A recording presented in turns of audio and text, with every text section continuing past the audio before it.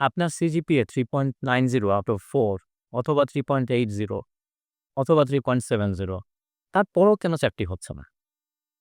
আসসালামু আলাইকুম, this is Tanvir from the right fit. HR আপনার সিজিপিএ দেখার পর মেইনলি আসলে কি ভাবে? এইচআর চিন্তা করে যে এই ক্যান্ডিডেটটা সিনসিয়ারলি তার গ্র্যাজুয়েশন কমপ্লিট করেছে। তাহলে এইচআর মেইনলি কি দেখছে সিভিতে? সিজিপিএ দেখার পর চিন্তা করে এই ক্যান্ডিডেটের রিকোয়ার্ড স্কিলস আছে কিনা, কমিউনিকেশন লেভেলটা কিরকম, এবং থার্ড, অফিস রেডি কিনা এই ক্যান্ডিডেটটা। আপনার সিজিপিএটা শুধুমাত্র একটা কোম্পানিতে আপনার এন্ট্রি টিকেট হিসেবে ব্যবহার হবে। কিন্তু আপনার সিলেকশন ফ্যাক্টরটা হবে কিন্তু মেইনলি স্কিলের উপরে ফোকাস করে।